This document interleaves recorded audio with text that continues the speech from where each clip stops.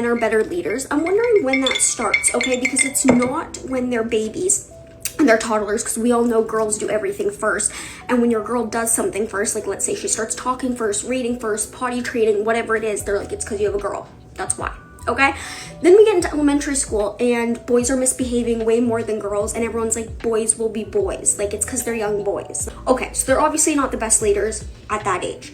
Then we get to high school. I don't know if anyone remembers, no boys ever helped with group projects. I did them all, so I wouldn't really say they were leading the group projects either. And then when you get your license, boys' insurance is way higher because they have way more dangerous driving incidents, reckless driving, drinking and driving, all of the things. So I wouldn't really say like they're leading that either. And then when you get to university, it's been shown that women are better with money, they're better at budgeting, they're better at tracking their finances, all of the things. So I'm just wondering, when do they take that leap? I keep hearing everybody say that like men are better leaders than women and whatever, but I have yet to find one time in a man's life that they're shown to be better leaders than women. Because it's not when they're infants, it's not when they're elementary school age, it's not when they're in high school, it's not college. So when is it? Is it like as soon as they graduate, it's just like, oh, they're good leaders now? Like I'm honestly curious.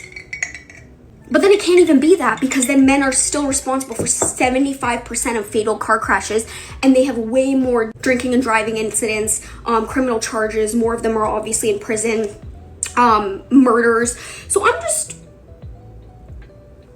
when does that happen? When is that leap?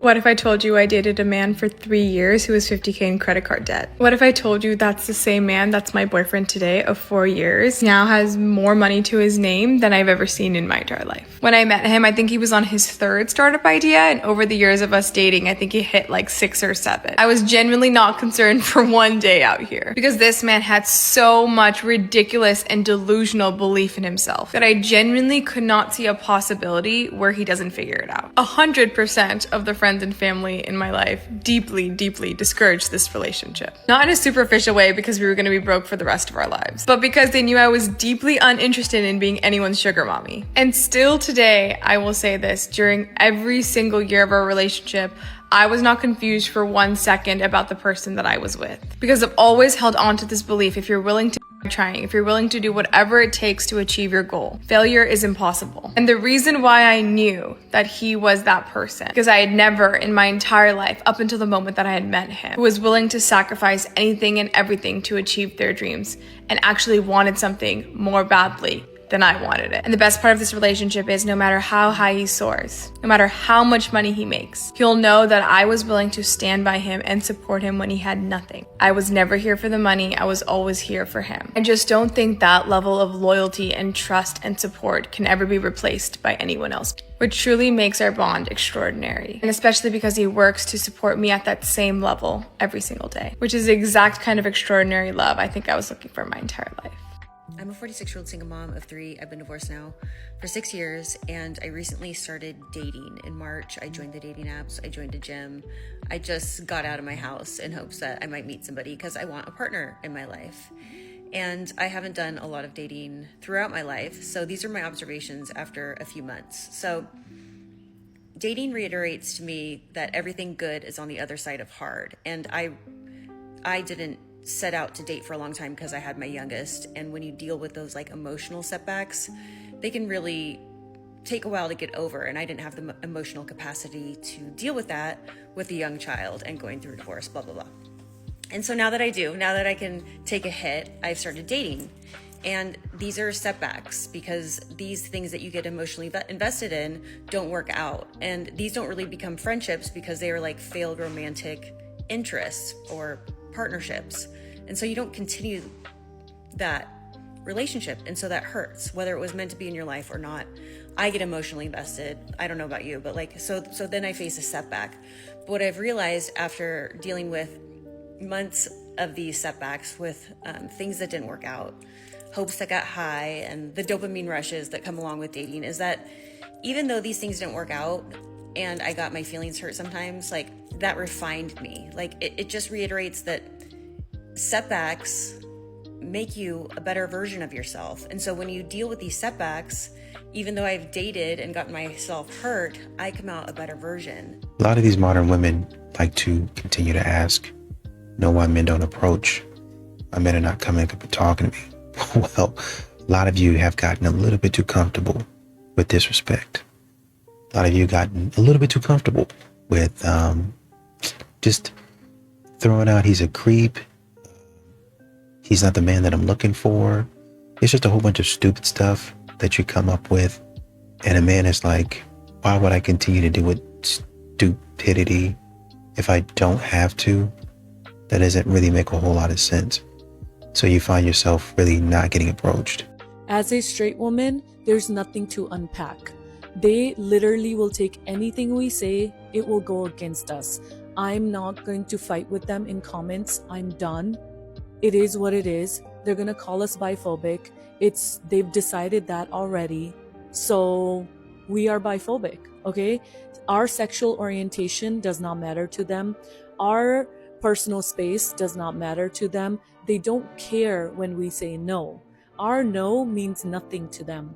If not giving access to my body makes me biphobic, then so be it. I'm biphobic, okay? Our body is not a public property. You don't get to have a public hearing on it. It is a personal choice. Leave us alone. I swear this is some sort of a psyop to divide and conquer, because it's really working, because they're saying some really mean things to straight women that I've never heard of before, but yet we're biphobic because we don't want to give them access to our body. But yet the stuff they're saying to us, I got called a bitch for literally saying our body, our choice. But you know what? I'm done. This is crazy. I can't believe people hate straight women so much. Like, straight men hate us. Now the LGBT community is saying the things that they're saying, which is weird because in person, my friends are nothing like this. And mind you, they're all in LGBT. It's weird because it's online only. My personal friends know me and they are nothing like this. So, ew. Good morning, lovely people. I have a PSA for women, right? Especially modern women. So, if you want to get married, you're going to have to give some head. And I just wanted to give this PSA announcement because I hear a lot of women in person, in real life, on social media talk about how they're not going to give a man some head. Or they treat it as if it's a treat, like, oh, well, he'll get some when he deserves it, or he does something for me, or when we're married and I feel like giving it to him. Let me tell you something. You're not going to make it to the marriage if you're not giving a man some head. I'm sorry to tell you. It's not going, a man's not signing up for a lifetime of being deprived of some head. You're not that special. I know that, Disney Channel and the world told you that you're super special and somehow your is better than the next woman, and all this cap that women listen to think that they're so special. Let me tell you something. You don't give a man head, you're not getting married, love. And that's just the reality of it. And also, I need women to stop giving these ultimatums and saying what they are and are not going to do, because you're not the one that proposes, love. The man does. I'm sorry to break it to you. The man proposes to you based off of what he deems as though he wants. Yeah, so let's get into it. So stop making these ultimatums. Stop treating head as if it's a treat or something that you're not going to do, because you won't be getting married. And so if you want to get married, you better start getting into it, love. All right, have a great day. And I think another thing that, kind of confuses men is that a lot of these modern women have a whole checklist of the things that they need you to do. They have a whole checklist of the things that they want you to do. And then when you meet those things, or you're pretty well through that list, like you're checking maybe not every box because nobody's perfect, but a good majority of the boxes. She'll say something like, well, I mean, sometimes she don't even say anything. She just acts disappointed, like, okay, is that it? What else do you have? Like, I expect more out of my man. You know what I mean? And then when he asks, she's like, oh yeah, you're doing great, but I know my friends would do, or my dad would do, or my grandpa, or I've heard stories and tales of my great-great-grandpa, who I never even knew, doing this for my great-great-great-grandmother. So I need you to treat me like that. That's a myth. He never did that. If you go back to her and you ask her actually, you can't ask her. because she passed away. Your mother's lying to you. That's a Why do modern women struggle with accountability? Because that would mean that they have to acknowledge that they don't bring value to the table. That would mean that they have to acknowledge that all they have to offer is beauty and intimacy. So, and that's unfortunate. What is a modern woman in your opinion? A modern woman of 2024 is a woman that seeks attention and validation more than respect and authenticity. It is a woman who is entitled to whatever it is that people have around her. It is a woman that takes things for granted, is not appreciative, and kind of just has a high level of expectation with low level of give. You know, she's a taker, not a giver. So that's my opinion of a modern day woman. And I really feel like if you really sit down and understand that all you have to offer is a pretty face and yeah, the kitty, I mean, that's unfortunate. That's empty. You know? I mean, but a lot of people are sold that the kitty is the most valuable thing of a woman too. That's probably why they're giving it up for a meal at Checkers. Just not kidding. Checkers. She ain't going to Checkers. She ain't even going to Cheesecake Factory. She wants Boa. She wants Steak 48. She wants Nobu. So $100 instead of $40. Damn. It's still a lose if you ask me.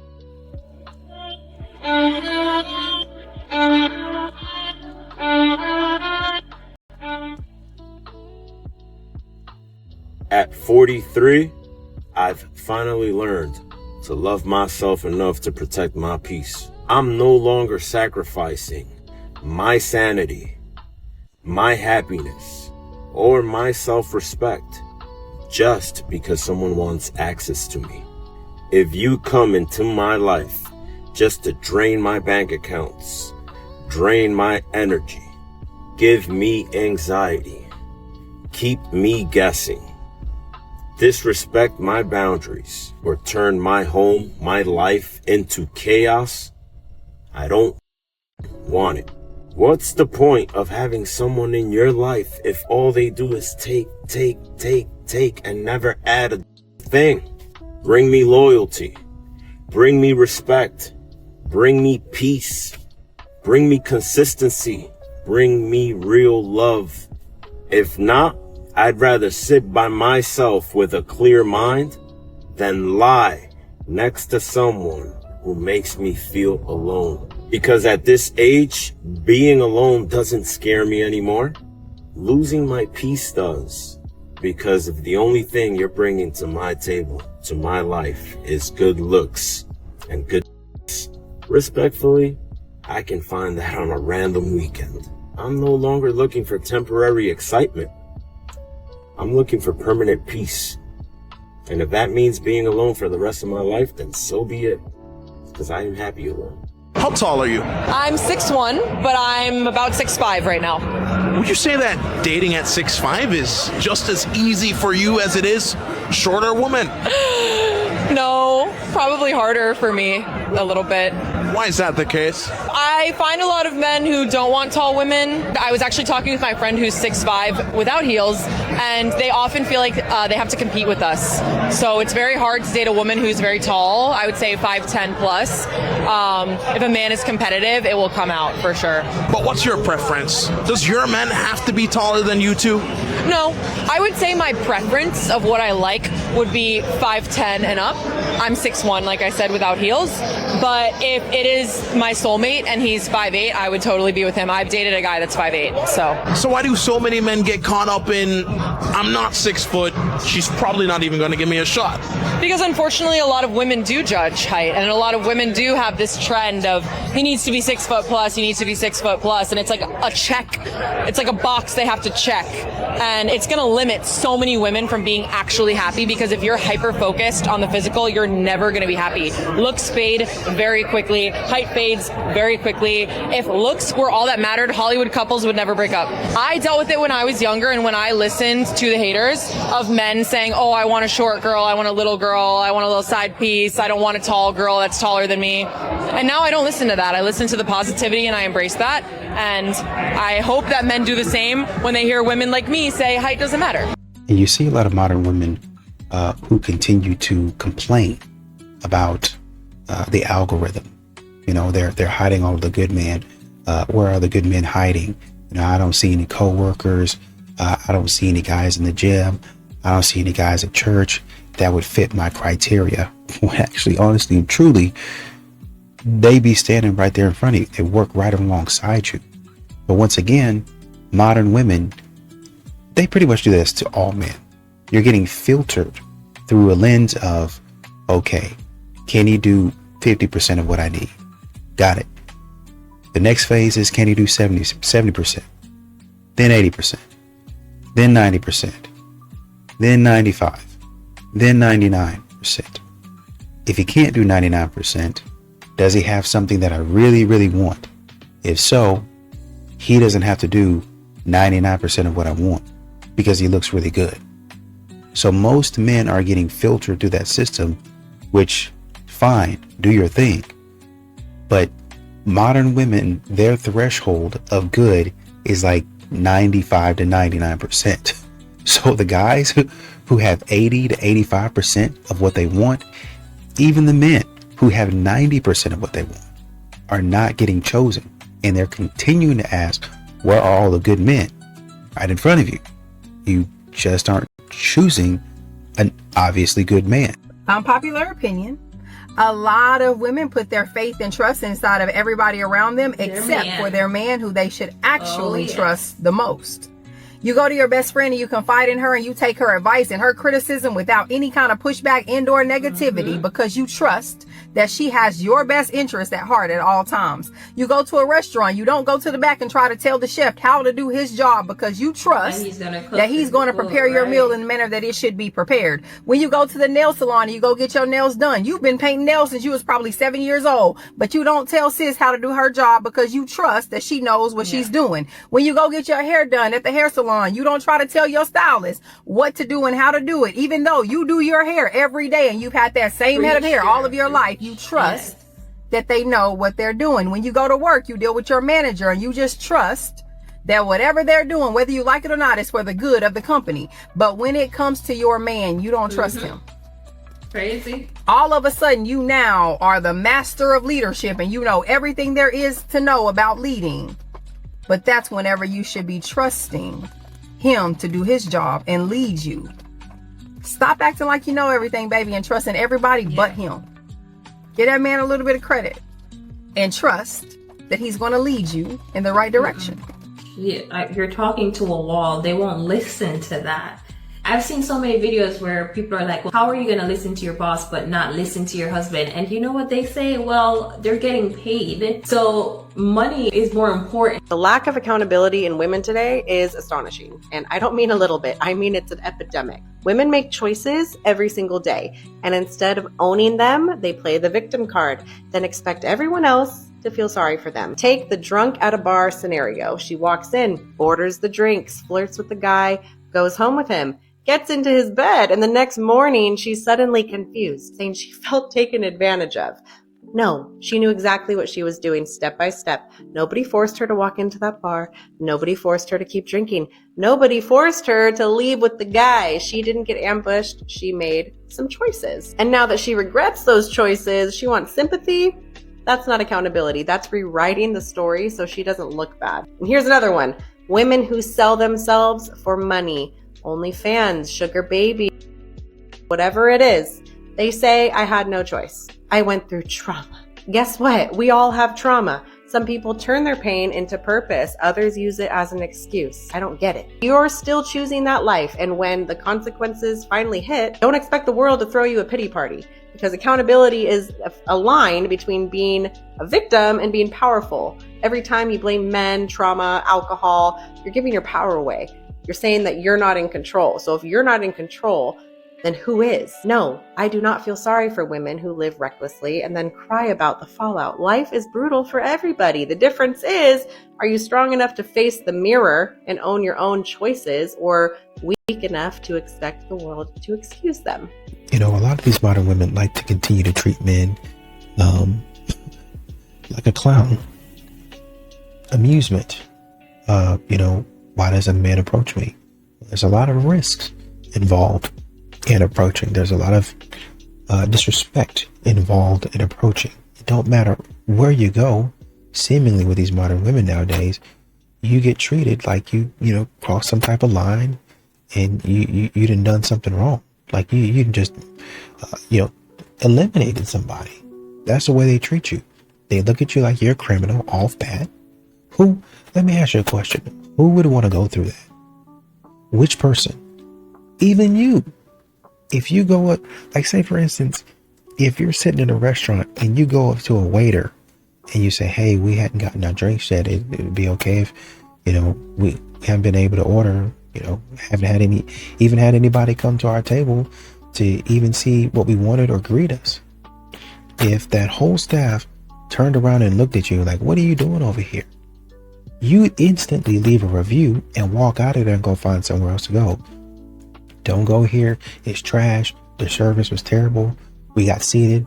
Nobody. I was reading a post today or over just down the line. People say, oh, it's a trash place. The food is trash and the service was even worse. They're leaving reviews about it. And so now, even if I was thinking about going, I'm not going because you're telling me the service is so bad. That's how you are as a modern woman. Nobody's approaching you because you're disrespectful. It is a risk to approach you. Now they're looking at you saying, man, if this woman is trash, if her attitude is trash, why would I even be over there? As I'm waiting for my haircut, like this just came into my brain, right? Like I think if you're a man and you have a lot of things to do, like when it comes to success, taking care of your own well-being, and actually being the best man you can possibly be, you need to stay single as long as possible. Like, and this is coming from someone that really struggles to like stay single for real. You need to stay single as long as you possibly can. Because no offense to women, but it's hard to like, cause it takes a real special like individual that can literally like be side by side with a man without being a distraction. It's super hard. And I'm not saying it can't be done. Of course it can. But just to like save you the trouble of even like seeing if she is that type of woman for you, just stay single as long as possible, gang. And I'm not saying this to ruin relationships because I love love. I love love so much. I believe every man deserves love. But after being in multiple relationships and being like this person that wants to like take their life to the next level, and I'm constantly leveling up every single year. I'm just seeing the pros and cons of being with somebody. And all my exes loved me. They loved me, and I loved them. But they all like, ended for the same reasons. Kind of goes to show like, staying single. I'm talking too much now. Shut the fuck up, Robert. I remember a 4'11" girl rejecting my homeboy because he was too short. He was 5'7". And brother, I've heard stories like this quite often. The reality is why girls do this is a perfect example that most girls are doing things because they want other validation from other women. I've met so many girls that are like exactly like he described, 5 foot, below 5 foot. They'll have a guy 5'6", 5'7", whatever, he's taller than them, and they can't date him because it's not that they want a guy taller than them. They want to make sure that other girls don't judge their boyfriend. And that is why we've seen the opposite happen, where there's guys that are like not really that attractive, but then they've gotten with other girls, so then girls feel like validated, like, oh, I want to go with that guy because, he's getting other girls' attention, so they just want to feel validated. This is why I've also seen a lot of girls have this whole movement of like having to be with a guy who like makes a certain amount of money or this or that. I think a lot of these girls don't actually even believe it. It's just the fact that they have like one friend who's telling them, well, if he makes you split the bills, then like he doesn't actually care about you. And then it like gets in their head. I've talked about this story here before, but there was a girl who makes like super like, oh, I'd never go 50-50 kind of videos. She likes the whole sprinkle kind of stuff. And then like one time we met from a dating app, and that girl absolutely doesn't follow that in real life. Because the story that the commenter is talking about is a very true example that it's not about just being better. Girls want you to be better than all of the competition. Because there's no reason a girl who is 8 inches shorter than her boyfriend still needs somebody to be taller, other than I still need validation from my friends and I don't want them to make fun of me. So maybe just focus on getting with people that you like and not that your friends like, and you might have more successful relationships. But that's just my opinion. But hey, what do you think? when I thought about this in the beginning, I thought about, does body count really matter? Like if we actually knew the amount of people that our partner was with, or even in date, let's say we going on a date with somebody and their body count number was over their head, would that really matter or would it not matter? I think when it comes to a man, it's all about intention, right? If you see a woman, like you always say, if you see a woman and you want to, put claim to her, make her your wife or whatever, you don't care about her past. You don't want her with nobody else that claim to her. That claim to her. Because if I'm free and I like her, I'm going out. But if that number is 945, I'm now.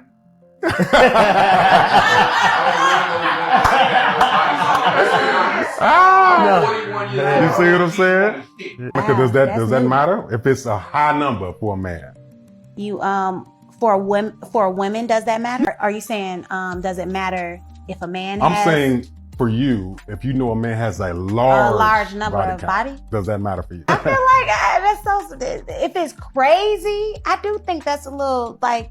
Can you give me a number? Like, what's crazy? I don't know. How bad does it get? Just for my mind's sake, can you give me the number? What was the large number that he had? Yeah, ain't nobody. Don't nobody know. Was it over 100? I think he said it was like it was like a close to 100 or something. He was like, "Well, I don't really know," and I was just like, large. Wow. Over 100 is large. To me, it is. Okay. Most men are unattractive. Woo!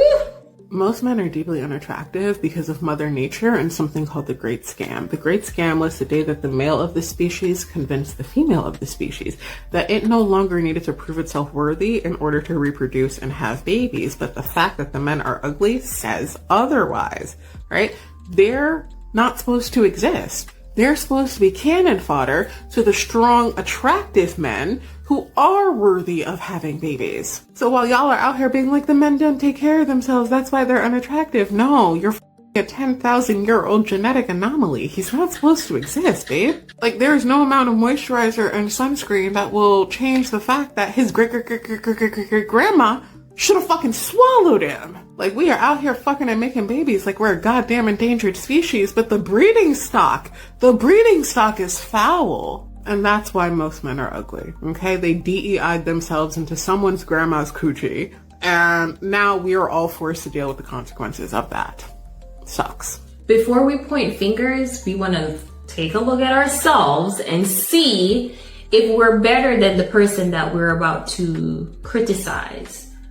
Because she's calling men unattractive, and she's not the most attractive female.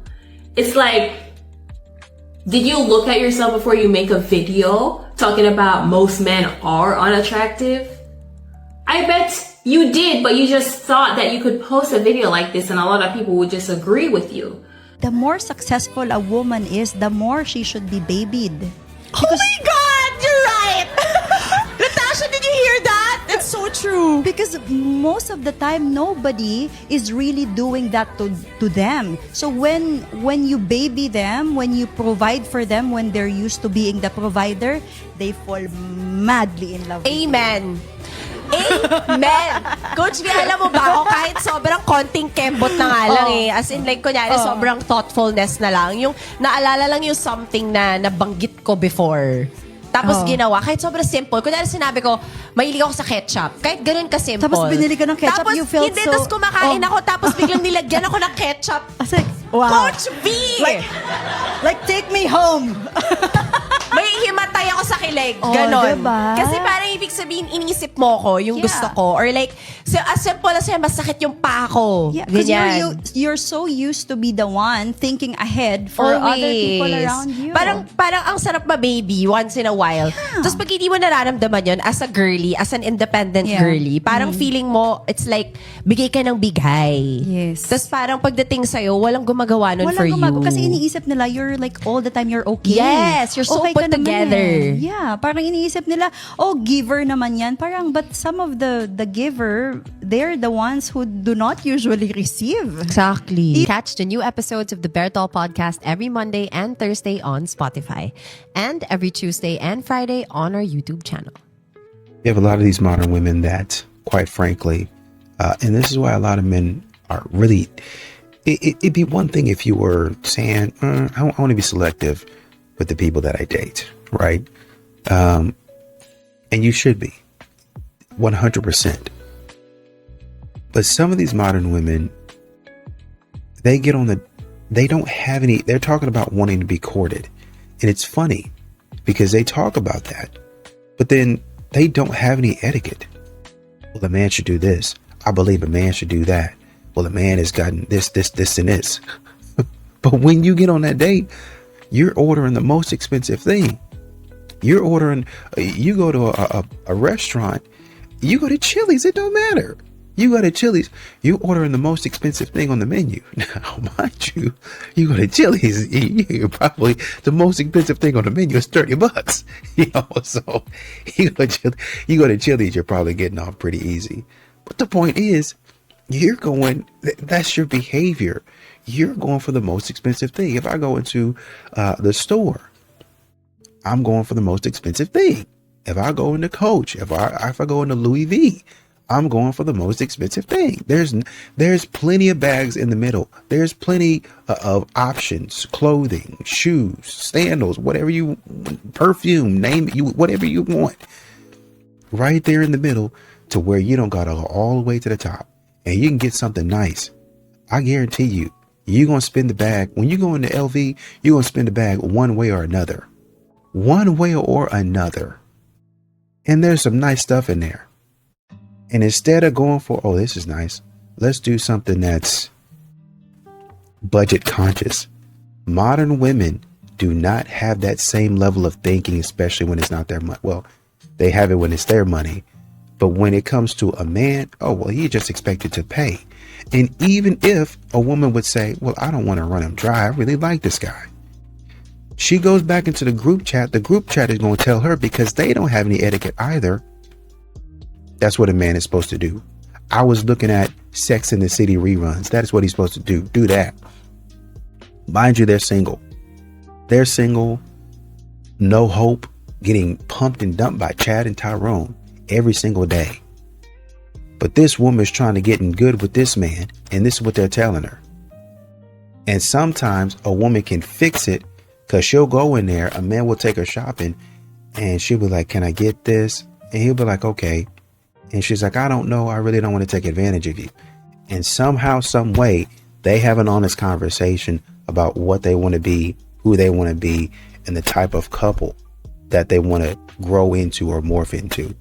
And they get things fixed and straight. But that happens by communication, right? But once again, modern women have to get away from that bogus group of friends that they have, that bogus environment, those surroundings. I don't care if you come from lower class, middle class, or upper class. These modern women don't know how to act. They don't know how to conduct themselves. And you hanging out with them is going to land you in an environment of being single and lonely forevermore.